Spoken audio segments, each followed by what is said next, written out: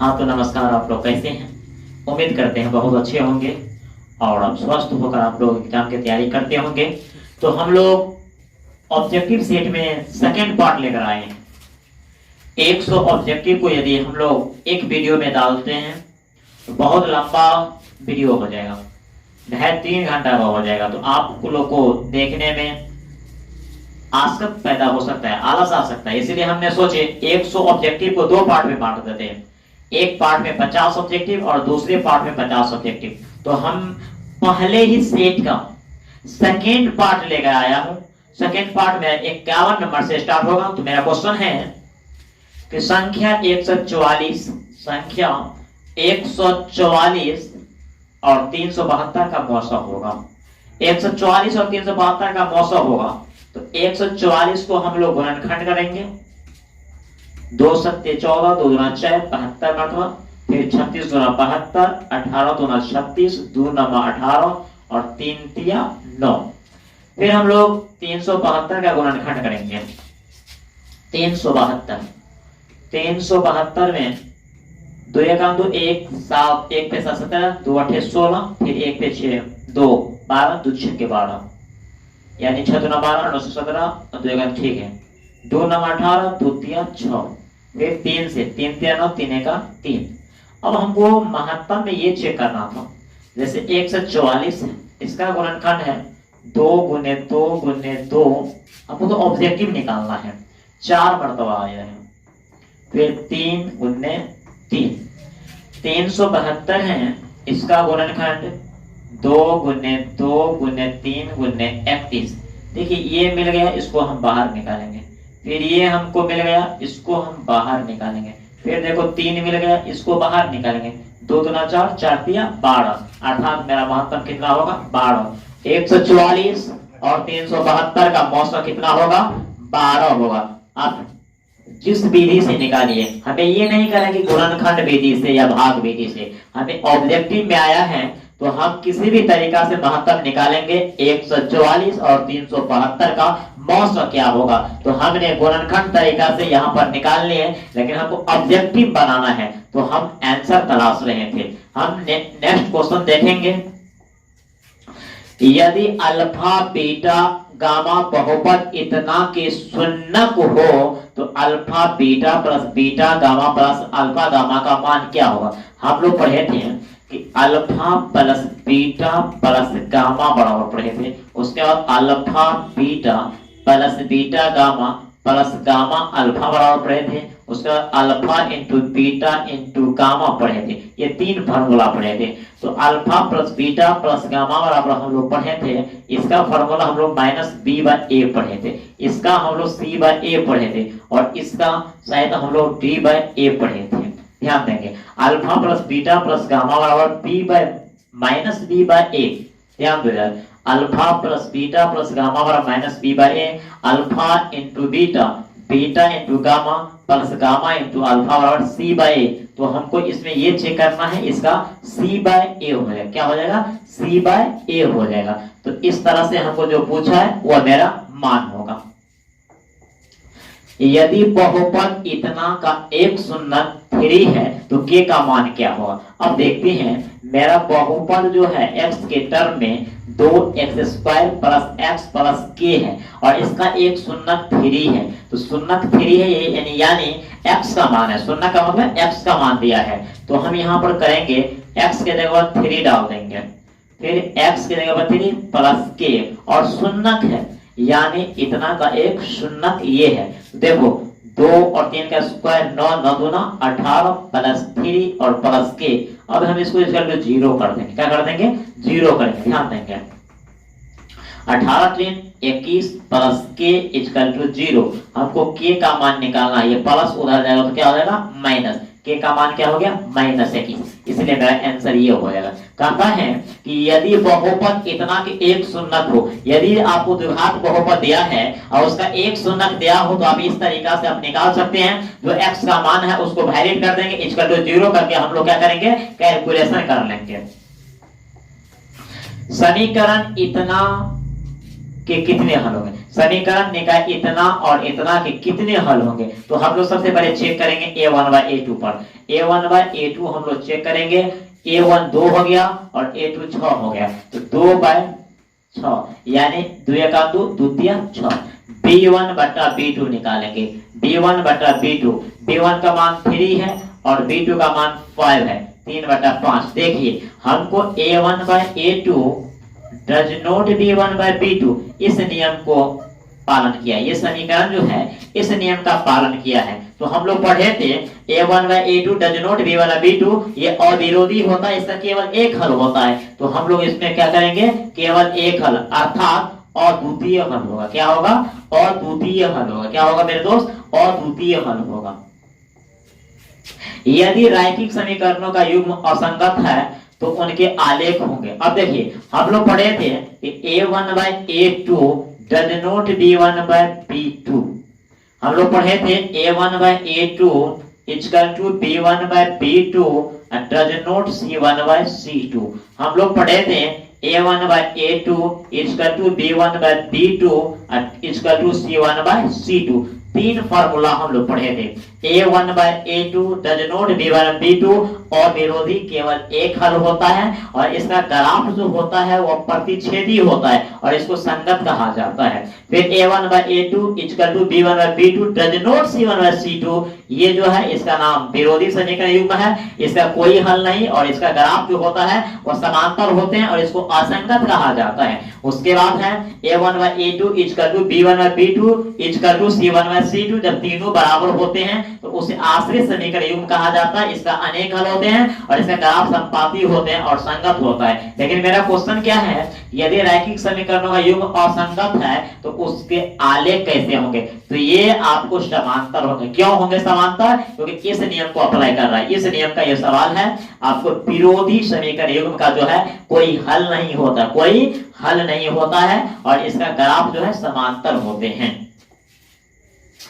रैखिक समीकरण युग्म इतना और इतना का हल है। अब देखिए इसमें हमको हल करना, क्या करना है, हल करना है। x - 2y इक्वल टू 0 है समीकरण एक। समीकरण दूसरा है 3x + 4y, 3x + 4y equal to 20 है। हमको दो समीकरण दिया है, उसको हल करना है। अब देखो समीकरण एक में यहाँ पर 1x है और समीकरण दो में 3x है। समीकरण एक में y जो है वो 2 है और समीकरण 2 में y कितने, 4 है। तो हम यहाँ पर करेंगे क्या, समीकरण एक को 2 से गुना कर देते हैं और उसके बाद हम समीकरण क्या करते हैं, एक में 2 को जोड़ देंगे। तो समीकरण एक को 2 से गुना करेंगे, 2x - 2 दूना 4y और इक्वल टू 0। समीकरण 2 को कुछ भी नहीं करेंगे, 3x + 4y इक्वल टू 20। हम जोड़ रहे हैं, ये दोनों कट जाएगा, 2 और 3 5x हो जाएगा। कितना हो जाएगा, 5x बराबर 20 में 0 जोड़ेंगे 20 ही होगा। 5 का 20, x का मान कितना निकल गया, 4।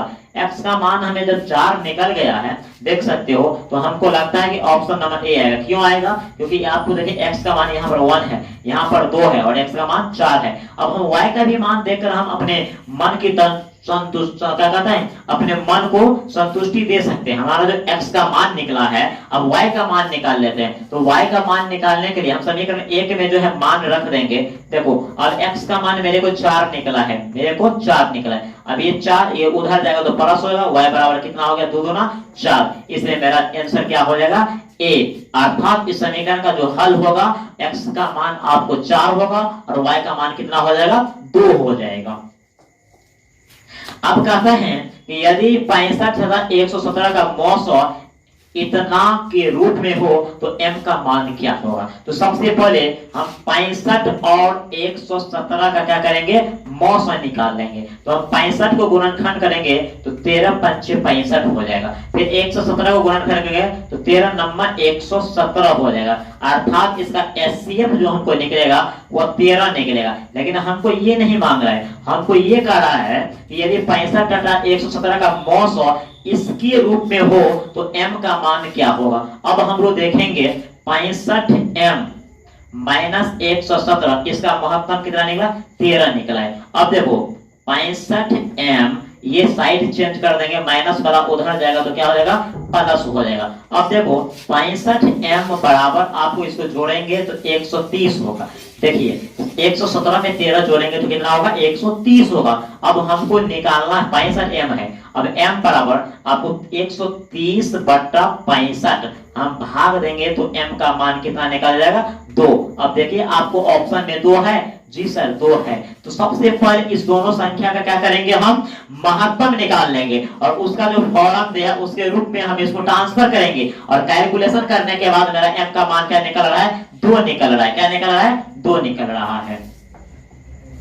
यदि द्विघात समीकरण इतना का एक मूल इतना है तो a का मान क्या होगा। अब देखिए द्विघात समीकरण आपको दिया है, हम यहाँ पर मान लेते हैं समीकरण को 2x² है प्लस ax है, उसके बाद आपको 6 है इक्वल टू 0।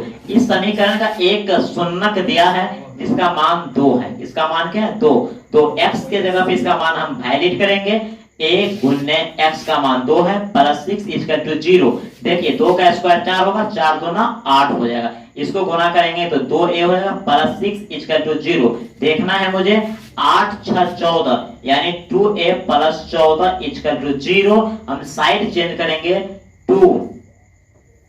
2a बराबर -14। अब हमको यहाँ पर देखिए a बराबर हमको -7 आ रहा है क्योंकि 7 दूना 14। तो a बराबर मेरा का मान कितना आ जाएगा, -7 आ रहा है। कितना आ रहा है मेरे को मान, कह रहा है a का मान कितना आ गया, -7। क्यों, क्योंकि यदि द्विघात समीकरण इतना का एक मूल यानी एक शून्यक दिया हुआ है तो a का मान क्या होगा। तो हमें x का तो मान दिया है, उस मान को हम यहाँ पर पुट कर दिए और उसके बाद कैलकुलेशन करने के बाद मेरा a का मान जो आया वही मेरा आंसर हो गया। बहुपद इतना के शून्यकों का योग क्या होगा। अब देखिए हमको पूछ रहा है कि अल्फा प्लस बीटा बराबर क्या होगा। तो अल्फा प्लस बीटा का मान होता है -b/a होता है। अब देखिए b के जगह पर यहाँ पर -1 है और a का भी मान 1 है, तो माइनस माइनस प्लस हो गया, 1 में 1 से भाग देंगे 1 होगा, इसलिए मेरा आंसर क्या हो जाएगा, बी हो जाएगा। इस तरह से क्वेश्चन होता है और ये क्वेश्चन इतना इंपोर्टेंट है, ये आपको अंक भी चेंज नहीं करता है, सेम टू सेम आपको छाप देता है बिहार बोर्ड। ये क्वेश्चन बहुत ही अच्छा क्वेश्चन है, हमें याद होना चाहिए कि अल्फा प्लस बीटा बराबर -b/a होता है, अल्फा इंटू बीटा बराबर c/a होता है। ये सब हमको याद होना चाहिए।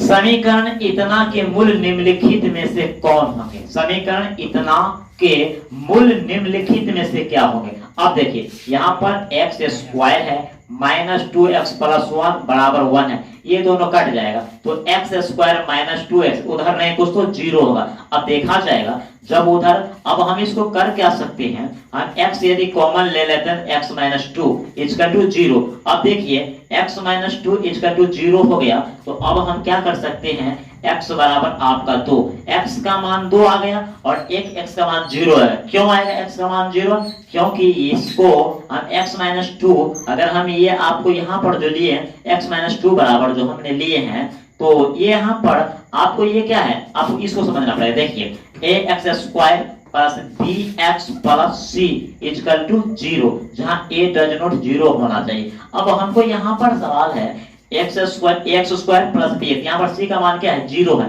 तो यहाँ पर क्वेश्चन तेरा ये है कि समीकरण इतना के मूल निम्नलिखित में से कौन होंगे। तो हमको x का मान 2 निकला, x का मान क्या निकला, 2, x का मान 2। तो हमको ये द्विघात समीकरण है, ये द्विघात समीकरण है तो कितने शून्य निकलेंगे, 2 शून्य निकलेंगे। तो मेरा ये क्या होगा, ये x का मान 2 निकलेगा और x का मान क्या निकलेगा, 0 निकलेगा। इस तरह से मेरा 2 मान निकलेगा, तो हमारा आंसर क्या हो जाएगा, ये हो जाएगा। समांतर श्रेणी इतना का सारवंतर होगा। अब देखिए समांतर श्रेणी इतना का सारवंतर होगा, हम जानते हैं कि d बराबर होता है, d1 बराबर होता है a2 - a1। तो हमारा a2 का मान है 5 और a1 का मान 3, तो 5 में से 3 जाएगा 2, अर्थात देखने से ही पता चलता है कि इसके बीच की दूरी कितना है, 2। तो सारवंतर मेरा क्या हो जाएगा, 2 हो जाएगा। क्यों, AP में यदि सारवंतर यदि अल्टरनेट होगा तो वो AP नहीं होगा, क्योंकि AP को होने के लिए उसके बीच की दूरी क्या होना चाहिए, हमेशा सेम होना चाहिए। इसलिए इसका नाम पड़ गया सार्वअंतर, यानी सभी के बीच का दूरी क्या होना चाहिए, सेम होना चाहिए। देखिए ये बात उसी बच्चे को ज्यादा समझ में आता होगा जो बच्चे इस चैप्टर को पढ़े होंगे, यानी ये सब टॉपिक आप पढ़ चुके होंगे तो आपको ज्यादा समझ में आता होगा।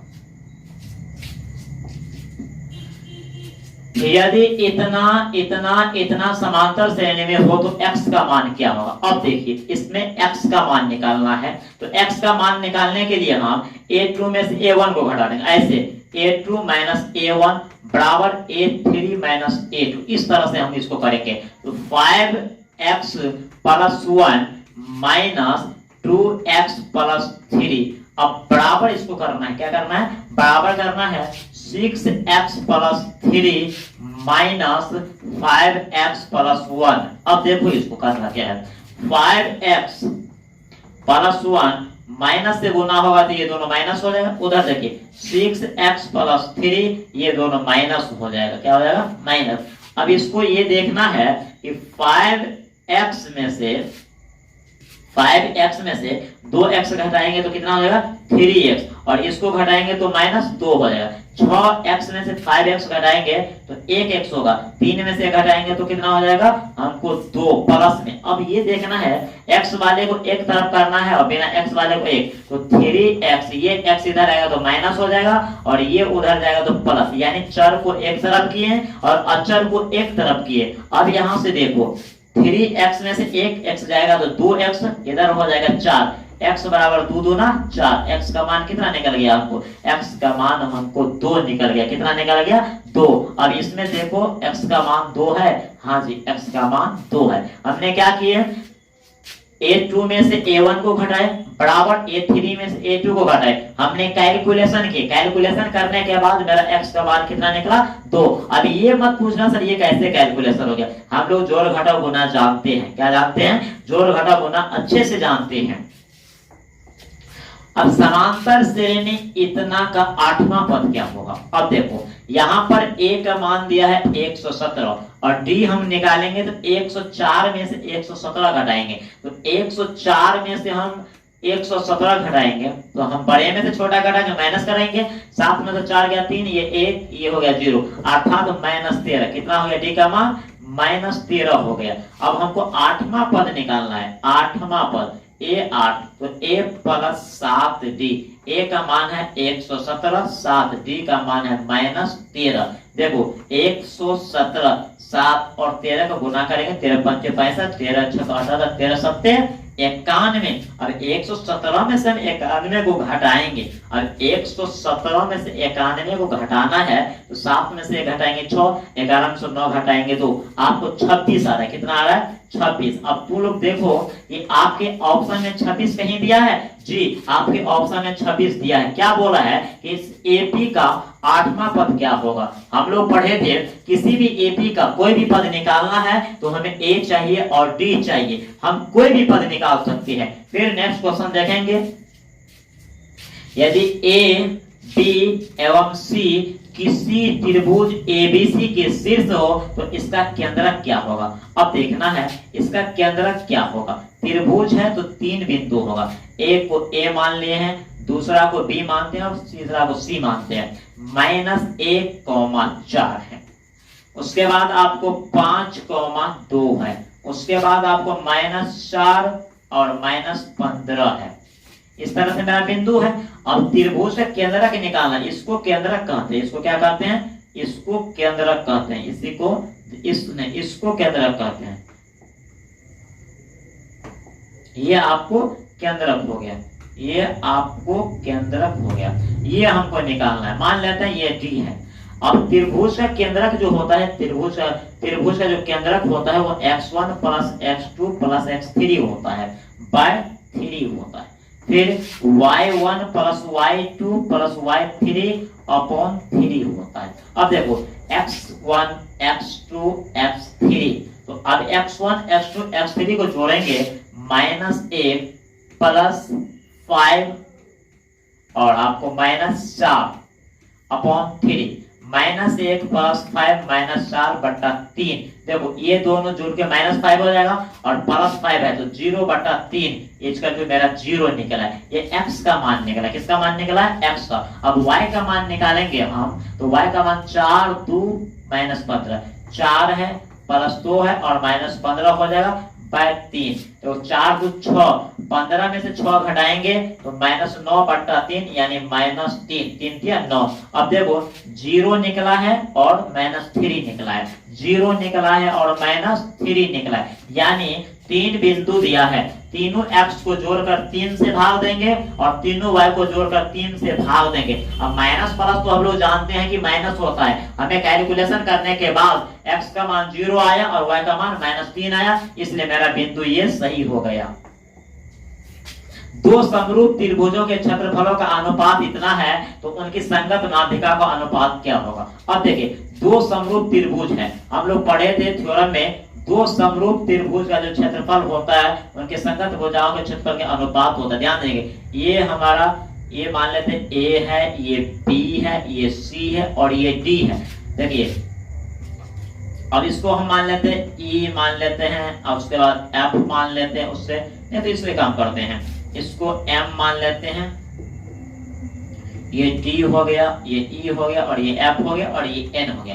देखिए दो समरूप त्रिभुजों के क्षेत्रफलों का अनुपात इतना है तो उनकी संगत माध्यिकाओं का अनुपात क्या होगा, इससे माध्यिकाओं का अनुपात क्या होगा। हम जानते हैं कि एरिया ऑफ त्रिभुज ABC अपॉन एरिया ऑफ त्रिभुज DEF बराबर होता है AM बाय आपको DN स्क्वायर, ये होता है, ये स्क्वायर होता है क्योंकि दो समरूप त्रिभुजों का संगत भुजाओं का अनुपात क्या होता है, सेम होता है। ध्यान देंगे अब हम लोग यहाँ पर देखेंगे इसका जो हमें ये क्षेत्रफल का अनुपात दिया है वह आपको अनुपात है 25/49, 25/49 बराबर आपको AM/DN स्क्वायर। अब हम यहाँ पर स्क्वायर को यदि हटा लेते हैं तो उसके अंदर रूट चढ़ जाता है। देखो अब AM/DN बराबर स्क्वायर हटाएंगे तो 25/49 होगा। अब ये M/DN, ये 25 का वर्गमूल 5 होगा और 49 का वर्गमूल 7 होगा, अर्थात AM/DN बराबर हो गया 5:7। देखो 5:7 है आपको जी। अब इतना आपको समुद्र सुखाने की जरूरत नहीं है, जब भी आपको क्वेश्चन इस तरह से रहेगा कि दो समरूप त्रिभुजों के क्षेत्रफल का अनुपात इतना है तो संगत माध्यिका का अनुपात क्या होता है। देखो 25 है, 5 का स्क्वायर 25, 49 है, 7 का स्क्वायर 49। यदि आपको ये दिया रहे कि दो समरूप त्रिभुजों के संगत माध्यिकाओं का अनुपात इतना है तो क्षेत्रफल का अनुपात क्या होगा, 5 का स्क्वायर 25 और 7 का स्क्वायर 49। इस तरह से आपको क्वेश्चन होगा। जैसे आपको यहाँ पर डाल देगा 64:36, तो 8 का स्क्वायर 64 और 6 का स्क्वायर 36, 8:6। यदि 36:64 है तो 6:8 होगा। यही तो हमको सीखना है। यदि त्रिभुज ABC में A इतना है, B इतना है, C इतना है तो B कितना है, यानी कोण B का मान कितना हो। देखिए ये पाइथागोरस के नियम को अप्लाई कर रहा है, ये जो है पाइथागोरस के नियम का अप्लाई कर रहा है। क्या A का मान हमको दिया है 4, B का मान 5 दिया, मान लेते हैं ये 4 है, ये 5 और ये 3 है, तो ये हम लोग जानते हैं कि AC स्क्वायर बराबर होता है AB square plus BC square, और ये पाइथागोरस के नियम पर चलता है। पाइथागोरस महोदय ने बताया था कि एक समकोण त्रिभुज में एक भुजा का वर्ग अन्य शेष दो भुजाओं के वर्गों के योगफल के बराबर होते हैं, अर्थात 3, 4, 5 है तो वह एक समकोण त्रिभुज का निर्माण करेगा, और जब समकोण त्रिभुज का निर्माण करेगा तो यह कोण कितने डिग्री का हो जाएगा, 90 डिग्री का हो जाएगा। कितने डिग्री का, यदि इसका मान 6 है, अगर मान लेते हैं कि इसका, ध्यान देंगे, इसका मान 6 है, इसका मान 8 है, तो इसका मान ऑटोमेटिक कितना हो जाए 10। यदि मान लेते हैं कि इसका मान यदि 5 है, इसका मान 12 है, तो इसका मान क्या होगा 13। ये पाइथागोरस के नियम के सिद्धांत पर चलता है, इसलिए कोण B मेरा क्या हो जाएगा 90 डिग्री। किसी बाह्य बिंदु से वृत्त के एक बिंदु पर कितनी स्पर्श रेखा खींची जा सकती है। अब ध्यान, किसी बाह्य बिंदु से मान लेते हैं कि मेरा यहाँ पर एक बिंदु है, किसी बाह्य बिंदु से वृत्त के एक बिंदु पर कितनी स्पर्श रेखा खींची जा सकती है। देखिए बाह्य बिंदु से यहाँ पर एक रेखा हुआ और यहाँ भी एक रेखा हुआ। देखिए तो बाह्य बिंदु से वृत्त पर कितनी स्पर्श रेखा खींची जा सकती है मेरे दोस्त, 2। कितने, दो रेखा खींची जा सकती है, तो हमारा ये हो गया जी। इसी को स्पर्श है, स्पर्श का मतलब छूना होता है, परिधि को छू दिया तो स्पर्श हो गया। तो बाह्य बिंदु से वृत्त पर कितनी स्पर्श रेखा खींची जा सकती है? दो खींची जा सकती है। बिंदु P से PT O केंद्र वाले वृत्त की स्पर्श रेखा है। यदि OT इतना एवं OP इतना तो PT कितना? देखो 6 है, 10 है, हमको पाइथागोरस से इसको लेके चलना है, तो हम इसको 8 के लिए कर देंगे। कैसे के लिए करना है उसको थोड़ा ध्यान दीजिए। ये हमारा बिंदु O हो गया। कहता है बिंदु P से PT O केंद्र वाले वृत्त की स्पर्श रेखा, देखिए PT स्पर्श रेखा, ये आपका स्पर्श रेखा है। देखिए आपको इस तरह से फिगर बनेगा, डायरेक्ट आप ऐसे बना दीजिएगा जी। ये O हो गया, क्या हो गया? O, और ये आपको P हो गया, और ये आपका क्या हो गया? T हो गया। देखिए P से PT O केंद्र वाले वृत्त की स्पर्श रेखा है। यदि OT बराबर 6, इसका मान कितना दिया है? 6 सेंटीमीटर दिया है। OP कितना दिया है? OP 10 दिया है, तो PT का मान कितना होगा? देखो ये लंब हो गया, और लंब जब हो गया तो लंब के सामने वाला भुजा क्या होता है? कर्ण होता है। कर्ण स्क्वायर माइनस लंब स्क्वायर बराबर क्या हो जाएगा? आधार स्क्वायर, तो 10 स्क्वायर। अब हमें ये PT जो निकालेंगे तो PT बराबर root under OP square, OP square का मान 10 है, 10 स्क्वायर, और OT स्क्वायर इसका मान 6 है, तो 6 स्क्वायर। 10 का स्क्वायर 100 होता है, इसका माइनस 6 का स्क्वायर 36, ये आपको कितना आ जाएगा? 64, 64 का वर्गमूल कितना होगा? 8। इस तरह से जब भी आपको ये सवाल होगा 6, 10, 8 के साथ, 3, 4, 5 के साथ, तो हम लोग इसी तरह से बनाएंगे और इसका आंसर 8 होगा। बहुत ही ये आपको 2 नंबर में भी फिक्स है कि आपको सब्जेक्टिव में ये क्वेश्चन आता है, 100% ये क्वेश्चन सब्जेक्टिव में आता है। निम्नलिखित में किसका मान 1/2 के बराबर होता है? देखो tan 60 का मान जो है वह √3 होता है, cos 45 का मान 1/√2 होता है, sin 30 का मान 1/2 होता है, cosec 45 का मान, तो sec 45, सबसे पहले sec 45, ये cosec है, तो sin 45 का मान होता है, sin 45 का मान 1/√2 होता है, और sin का उल्टा cosec होता है, ये उल्टा हो जाएगा √2/1। तो हमारा क्वेश्चन है कि 1/√2 किसका मान होता है? तो 1/√2 किसका मान होता है? cos 45 का। यदि यहाँ पर क्वेश्चन आपको डाल दिया जाए कि sin A बराबर cos A, तो A का मान क्या होगा? तो sin 45 और cos 45 का मान सेम होता है, यानी 1/√2 होता है, तो A का मान 45 डिग्री हो जाएगा। इस तरह के भी, तो हमारा अभी पहला ही सेट चल रहा है, अभी 10 सेट लाना है। क्वेश्चन तो आपके बुक से एकदम समाप्त हो जाएगा, लुप्त हो जाएगा, इतना क्वेश्चन आएगा। Sine square 90 degree minus tan square 45 degree का मान क्या होगा? अब देखो साइन 90 का मान होता है 1, इसका स्क्वायर, और tan 45 का मान होता है 1, इसका square, 1 square minus 1 square equal to 0। आप लोग देखिए ये कितना सिंपल सा क्वेश्चन, छोटा सा सवाल है, इसको ध्यान देना है। यदि थीटा बराबर 45 डिग्री, आपका क्वेश्चन है यदि थीटा बराबर 45 डिग्री, यदि थीटा बराबर 45 डिग्री, क्वेश्चन है कि यदि थीटा बराबर 45 डिग्री तो tan square theta plus cosec square theta का मान क्या होगा? देखो tan स्क्वायर थीटा अब प्लस आपको है cosec square theta plus cosec square theta, तो tan स्क्वायर थीटा, तो tan स्क्वायर थीटा और थीटा का मान कितना है? tan स्क्वायर थीटा का मान है 45 डिग्री, cosec स्क्वायर cosec 45। अब देखो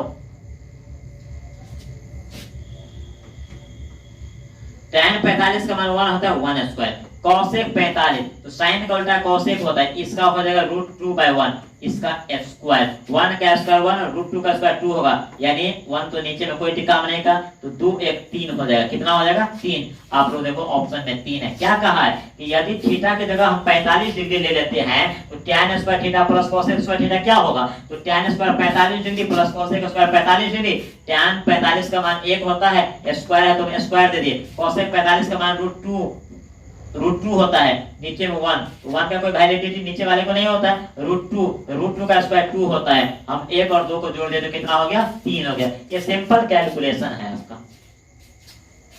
sign 30 degree plus cos 60 degree का मान क्या होगा? देखिए इतना बराबर क्या होगा? साइन 30 का मान होता है 1/2 और cos 60 का मान होता है 1/2, 2/2 इक्वल टू क्या होगा 1। आपको ऑप्शन में 1 दिया गया है। देखिए साइन 30 का मान 1/2 होता है, cos 60 का मान 1/2 होता है, और ये भिन्न जो हम लोग बहुत पहले क्लास में पढ़ चुके हैं। तो इसका कैलकुलेशन मेरे को कितना आया, 1 आया है।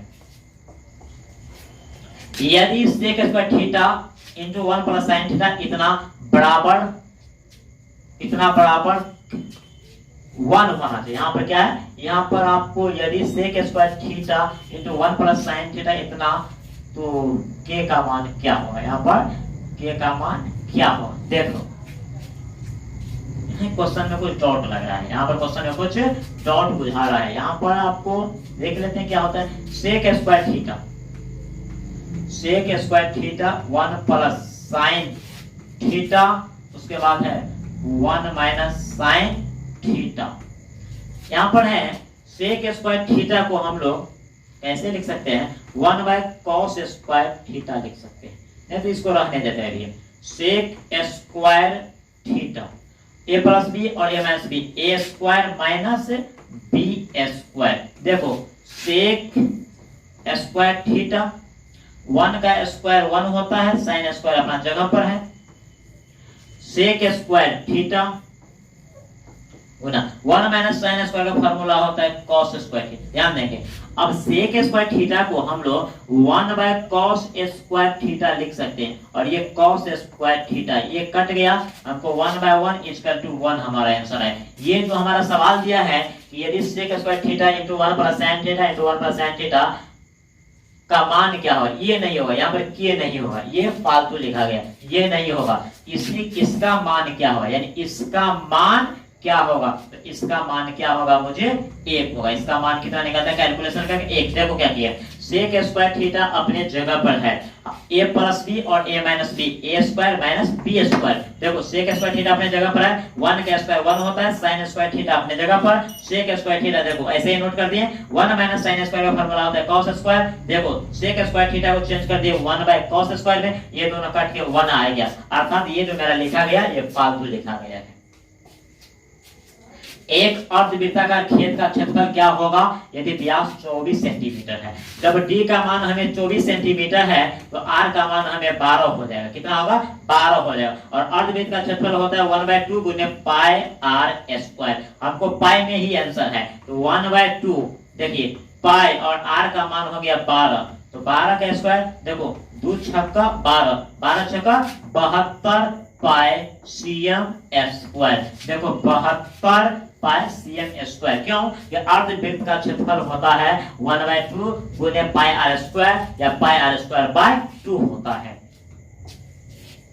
यदि किसी गोले की त्रिज्या आधी कर दी जाए तो मूल गोला एवं नए गोला के आयतन का अनुपात होगा। देखिए कि यदि किसी गोले की त्रिज्या आधी कर दी जाए तो गोले का आयतन होता है 4/3 पाई r क्यूब। समीकरण 1 हो गया। अब कहता है कि त्रिज्या को यदि आधी कर दिया, क्या कर दिया जाए, आधा कर दिया जाए, तो 4/3 पाई r क्यूब, त्रिज्या को आधा कर दिया जाए तब क्या होगा। देखो 4/3 पाई r क्यूब बटा 8 हो जाएगा। अब इसका अनुपात हमें निकालना, क्या कर रहा है कि मूल गोला एवं नए गोला, तो मूल गोला मेरा ये पहले वाला गोला ये हो गया, और सेकेंड वाले गोला ये हो गया। इसका अनुपात निकालना है, तो 4/3 पाई r क्यूब, यहाँ पर है 4/3 पाई, यहाँ पर r क्यूब बटा 8 है। ये दोनों तो ऐसे ही कैंसिल हो गया, तो हमको बच गया r क्यूब। देखो ये r क्यूब पाई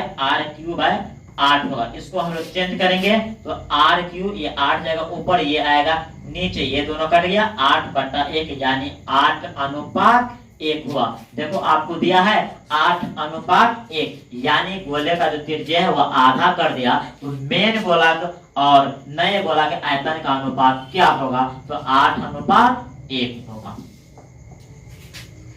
इतना का माध्यिका है। हमने आपको इससे पहले भी बताए थे कि सबसे पहले बढ़ते या घटते क्रम में हम इसको लिखेंगे।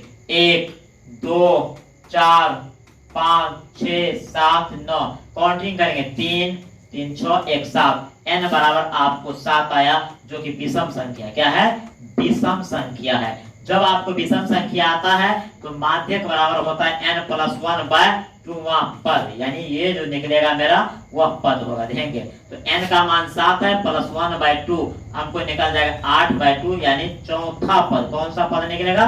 चौथा पद। 1 2 3 4। देखो 4 नंबर पर शायद ये क्वेश्चन आपको दोबारा आया है। देखो ये चौथा नंबर पे 1 2 3 1 2 3 4 नंबर पे 5 आता है, इधर से भी 4 नंबर 5 आता है। तो माध्य का मतलब होता है बीच वाले पद। जब आपको विषम संख्या आएगा तो काउंटिंग करेंगे, जब विषम संख्या आएगा तो n + 1/2वां पद, यानी मेरा जो कैलकुलेशन करके 4 आया ये आंसर नहीं है, चौथा पद यानी चौथे स्थान पर जो है वो मेरा आंसर होगा। इसीलिए मेरा आंसर क्या हो जाएगा? 5 होगा। इतना का बहुलक है। इसमें देखिए कौन ऐसी अंक है जो बार बार आपको नजर आ रहा है। देखिए 5 आपको एक बार नजर आ रहा है, 4 जो है आपको 3 बार नजर आ रहा है। कितने बार? 3 बार। उसके बाद आप देखिए 3 एक ही बार, 7 एक ही बार, अर्थात 4 सबसे ज्यादा बार आया है, 2 भी एक ही बार। तो 4 जो है 3 बार आया है, इसलिए बहुलक हो गया। यानी जिसकी बारंबारता सबसे ज्यादा होती है वही बहुलक होते हैं। यानी बहुलक का मतलब होता है जिसकी बारंबारता बार बार होती है, यानी सबसे अधिक आते हैं वो बहुलक हो जाते हैं। वो क्या होते हैं? बहुलक हो जाते हैं। अनिश्चित घटना की प्रायिकता 0 होती है। अनिश्चित घटना की प्रायिकता क्या होती है? अनिश्चित घटना की प्रायिकता 0 होती है। अनिश्चित घटना की प्रायिकता क्या होती है? 0 होती है।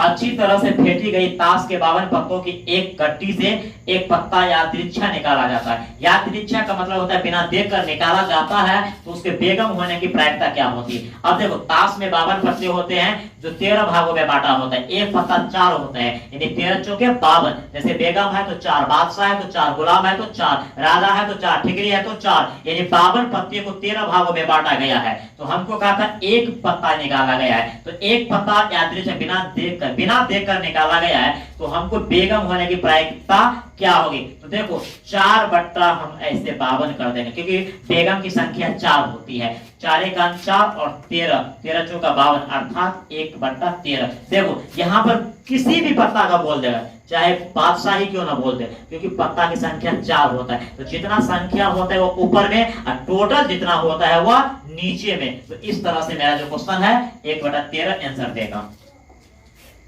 प्रायिकता का योगफल होता है। देखिए निश्चित घटना और अनिश्चित घटना को जोड़ेंगे तो हम लोग 1 होगा, यानी प्रायिकता का अधिकतम मान कितना होता है? 1 होता है। प्रायिकता का अधिकतम मान 1 होता है। 9 sec square a minus 10 square, यानी 9 sec square a minus 9 10 square a का देखो 81 नंबर क्वेश्चन देखेंगे। 9 sec square a minus 9 10 square a बराबर क्या होगा? देखो इस क्वेश्चन को हम यहाँ पर कॉमन ले लें। देखो 9 है ना, sec square a minus 10 square a कर देंगे। क्यों? हमने 9 कॉमन ले, इसको यदि हम गुना करेंगे तो फिर मेरे को इसी रूप में आ जाएगा। देखो फिर इसी रूप में आ जाएगा। अब आप कल्पना कर सकते हैं 9 हमने कॉमन ले, sec square theta minus 10 square theta इसका तो क्या होता है? 1 होता है। तो 9 को 1 से गुना करेंगे कितना होगा? 9। यदि यहाँ पर sec और यहाँ पर 10 है, आपको कॉमन में देखो एक्स्ट्रा में 9 है, तो आपको 9 ही आंसर होगा। क्यों? कि 9 हम कॉमन लेंगे और अंदर में इसका मान 1 होता है। अब देखिए इस सवाल को ऐसे भी निर्माण कर सकते हैं, इस सवाल को ऐसे भी निर्माण कर सकते हैं। कैसे निर्माण करेगा उसको ध्यान दीजिए। अब 9 की जगह पे 8 भी आ सकता है, ऐसे 8 sec square a minus 8 10 square a। देखो 8 हम कॉमन ले लेंगे, sec square a minus 10 square a। अब देखो 8 यहाँ पर गुना का चिन्ह है। किसका चिन्ह है? गुना का। और इसका मान 1 होता है, क्योंकि हम लोग पढ़े थे sec square theta minus 10 square theta equal to 1 होता है। sec square theta minus 10 square theta equal to 1 होता है। आप लोग निश्चित रहिए, त्रिकोणमिति का जो वीडियो है वो एकदम देखिएगा, बहुत ही लाजवाब है। 7 जन्म में आप नहीं भूलिएगा, उतना बेहतरीन तरीका से वो पढ़ाया जाएगा। आपको वीडियो में भी नहीं आए हैं, बहुत जल्द ही आने वाले हैं, ध्यान देंगे। इसका मान 8 हो जाएगा, तो हमका इसका मान कितना हो जाएगा? 9 हो जाएगा। क्या हो जाएगा? इसका मान 9 हो जाएगा। sin a गुने cos a के, अब इसका मान क्या होगा? हम लोग पढ़े थे sin थीटा गुने cos थीटा इसका 1। हम लोग पढ़े थे कि sin थीटा गुने cos थीटा इक्वल टू 1 होता है। हम लोग पढ़े थे cos theta into sec theta equal to 1 होता है। हम लोग पढ़े थे tan थीटा गुने cot थीटा इक्वल टू 1 होता है। हम लोग पढ़े थे sine square theta plus cos square theta equal to 1 होता है जी। और इससे आगे होता है sec square theta minus ten square theta equal to 1 होता है। फिर होता है cosec square theta minus cot square theta equal to 1 होता है। यानी 6 टर्म में 1 आता है। पूरे त्रिकोणमिति को हम सर्वनाश कर देंगे। जिस समय में आपको ये वीडियो लेकर हम आएंगे तब तक आप बर्दाश्त कीजिए। इस तरह से फॉर्मूला आता है और इसको इससे बहुत सारे फॉर्मूला निकलेगा, बहुत सारे इसका ऑपरेशन किया जाएगा। तो साइन थीटा गुने कॉसेक थीटा इसका क्या हो जाएगा 1 हो जाएगा। tan 45 का मान 1 होता है। tan 45 का मान क्या होता है 1 होता है। बिंदु इतना का कोटि है। देखो x को भुज कहते हैं, y को कोटि कहते हैं। तो y का मान -5 है, इसलिए मेरा आंसर ये होगा। हमने ये सब पढ़ चुके हैं। x को भुज कहते हैं और y को कोटि कहते हैं। किसी वृत्त की स्पर्श रेखा उसे कितने बिंदु पर स्पर्श करती है। देखिए ये मेरा स्पर्श मान लेते हैं, यहाँ पर एक स्पर्श बिंदु है। देखिए ये आपको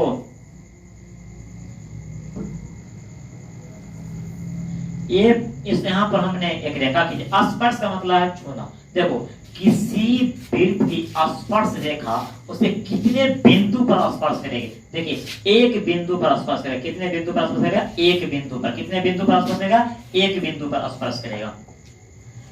सेक थीटा, अब देखो सेक थीटा बराबर क्या होगा 1 बाय cos थीटा। क्यों सेक थीटा बराबर 1 बाय cos थीटा क्यों होगा, क्योंकि हम लोग पढ़े हैं cos थीटा गुने सेक थीटा इक्वल टू 1 होता है।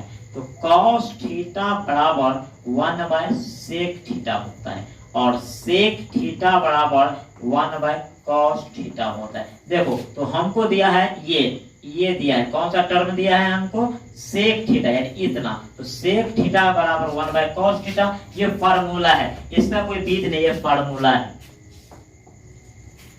1 minus cos square theta into 1 plus cot square theta का मान क्या होगा। देखो 1 माइनस कॉस स्क्वायर थीटा का फार्मूला हो जाता है साइन स्क्वायर थीटा और 1 प्लस कॉट स्क्वायर थीटा का फार्मूला क्या होता है। अब देखो cosec square theta minus cot square theta equal to 1 होता है। ये इसको देखो cosec square theta minus cot square theta equal to 1 होता है। तो कॉसेक स्क्वायर थीटा बराबर 1 प्लस कॉट स्क्वायर थीटा। यहाँ पर देखो 1 प्लस कॉट स्क्वायर है तो 1 प्लस कॉट स्क्वायर थीटा बराबर क्या होता है कॉसेक स्क्वायर थीटा होता है। अब यहाँ पर देखना है कॉसेक स्क्वायर थीटा। अब साइन स्क्वायर थीटा को जी ऐसे अगर इसको चेंज करेंगे, इस दोनों से किसी को भी चेंज कर सकते हैं, किसी को भी चेंज कर सकते हैं, क्योंकि हम जानते हैं कि साइन थीटा गुने कोसेक थीटा इक्वल टू 1 होता है। लेकिन हमको ये स्क्वायर यहाँ पर है, हम कोसेक स्क्वायर थीटा को ऐसे भी लिख सकते हैं 1 बाय साइन स्क्वायर थीटा। ये दोनों कट गए इक्वल टू 1। कितना होगा मेरा मान 1 होगा, इसलिए मेरा आंसर नंबर डी हो जाएगा। 8 त्रिज्या वाले गोले का आयतन होगा 4/3 pi R cube. 4/3 pi R cube गोला का जो आयतन होता है वो 4/3 पाई आर क्यूब होता है। 96 का आभास गुणनखंड होगा। अब देखो 96 का हम लोग आभास गुणनखंड करेंगे। देखो 2 चौका 8, 1 5 16, 2 8 16। देखो 24 दूना 48, फिर देखो 12 दूना 24, फिर देखो 2 छके 12, फिर देखो 2 तिया 6, देखो 3 2 का पावर 5 हो गया और 3 का पावर 1 हो गया। देखो तो पावर 1 लिखा नहीं जाता है, अर्थात तुम्हारा सी नंबर होगा। कौन सा ब्लॉक होगा सी नंबर हो जाएगा। किसी पासे को फेंकने पर सम संख्याओं की प्रायिकता क्या हो। अब देखो पासा पे 1 लिखा होता है, 2 होता है, 3 होता है, 4 होता है, 5 होता है, 6। पासा का मतलब लुट्टू। तो लुट्टू खेला होगा तो उस एक जो गोलाकार जो गोली की तरह जो होता है उसको पासा बोला जाता है। देखिए तो सम देखो ये सम हो गया, ये सम हो गया, ये सम हो गया। तो टोटल सम का संख्या 3 और टोटल कितना है 6। 3 का 3 3 दूना 6 यानी 1/2। कितना हो जाएगा मेरे दोस्त 1/2। चाहे सम बोले चाहे विषम बोले कितना होगा 1/2 हो जाएगा। देखो संभव कितना है, संभव आपका 3 था और टोटल कितना है 6। तो आपको यही संभव परिणाम बटा कुल परिणाम ध्यान दीजिएगा। तो काट कर हमें 1/2 आया है। सेक स्क्वायर 60 डिग्री माइनस 1 का मान क्या होगा। अब देखो सेक 60 का मान क्या होता है। तो cos 60 का मान होता है 1/2। cos 60 का मान क्या होता है 1/2 होता है। तो इसका हो जाएगा 2। तो 2 का स्क्वायर माइनस 1 है, 2 का स्क्वायर 4 माइनस 1 इक्वल टू 3 होगा। देखो तुम्हारे आंसर में 3 दिया, क्यों? sec 60 का मान होता है 2/1, तो 2 का स्क्वायर माइनस 1, तो 4 माइनस 1 इक्वल टू 3 होगा। ये कॉमन सेट की सवाल है, ये पूरा कॉमनली सवाल है, पूरा इजीली सवाल सब है।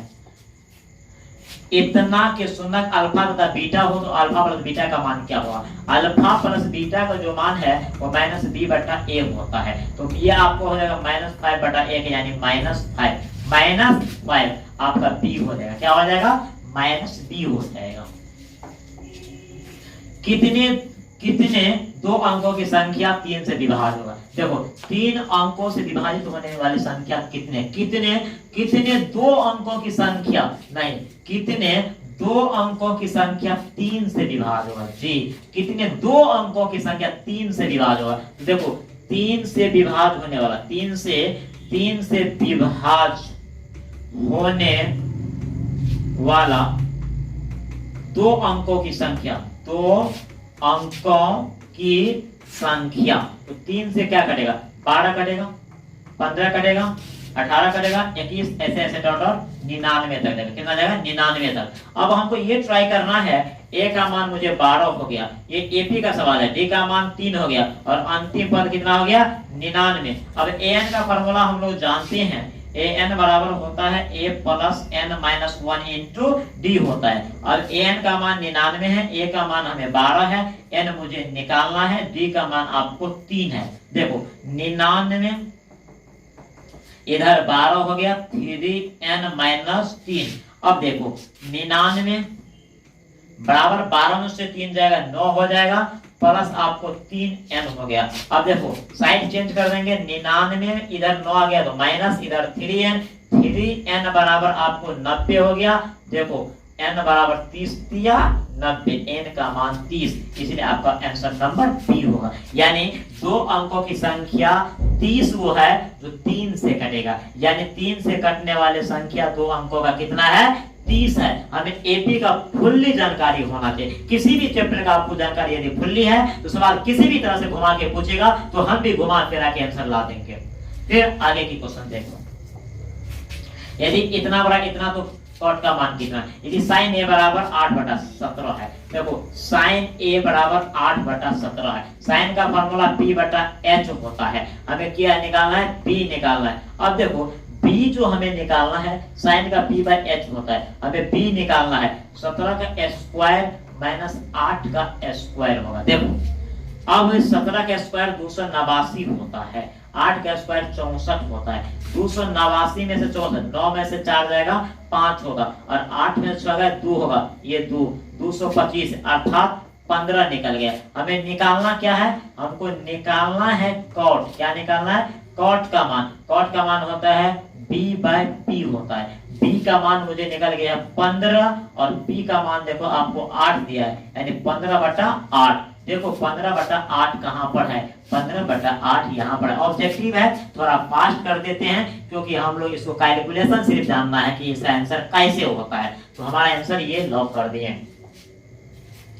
देखो tan 49/cot41, इस दोनों को जोड़कर यदि 90 डिग्री होता है तो उसका आंसर कितना होगा? एक मैंने ट्रिक बताया था, यदि tan ऊपर तो cot नीचा होगा, यदि cot ऊपर तो tan नीचा होगा, यदि sin ऊपर तो cos नीचा होगा, sec ऊपर तो cos नीचा होगा, और दोनों एंगल को जोड़ के यदि 90 डिग्री होता है उसका मान 1 होगा, यदि माइनस में रहेगा तो उसका मान 0 होगा। दो भिन्न त्रिज्या वाले वृत्त हमेशा होते हैं। अब देखो दो भिन्न त्रिज्या वाले वृत्त हमेशा होते हैं, दो भिन्न त्रिज्या वाले जो वृत्त होते हैं वो हमेशा क्या होते हैं? वो समरूप होते हैं। ध्यान देंगे √7 है एक अपरिमेय संख्या। क्या है? एक अपरिमेय संख्या है। cot 90 - theta equal to tan theta, तो थीटा के जगह बचेगा है तो tan हो जाएगा।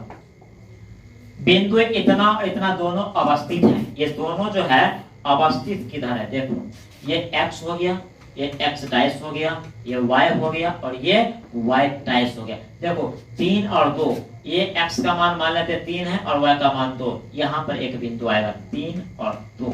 फिर आपको -3 है और 2 है, यहाँ पर मान लेते हैं -3 और 2, तो ये क्या है? x अक्ष के एक ही हो रहा है, x अक्ष के एक ही ओर है, यानी एक्स अक्ष के एक ही ओर है ये बिंदु। इतना 1 + tan स्क्वायर का फॉर्मूला होता है सेक स्क्वायर, और 1 + cot स्क्वायर का होता है कोसेक स्क्वायर, और सेक स्क्वायर बाय कोसेक का होता है tan स्क्वायर। क्या होता है? tan square. देखो ऑप्शन में कहीं है tan स्क्वायर, आपका 100 ऑब्जेक्टिव आपको यहाँ पर कंप्लीट हो गया। तो आशा रखते हैं आप लोग बहुत अच्छे से समझ चुके होंगे। कहीं यदि मिस्टेक हुआ हो तो आप लोग कमेंट कर सकते हैं। पुनः हम आपके साथ मिलेंगे दूसरा सेट में, फिर लाएंगे 100 ऑब्जेक्टिव। इसी तरह से ऑब्जेक्टिव का सेट, सब्जेक्टिव का सेट आपके बीच में लेकर आएंगे। तब तक के लिए आपके बीच से हम विदा हो रहे हैं।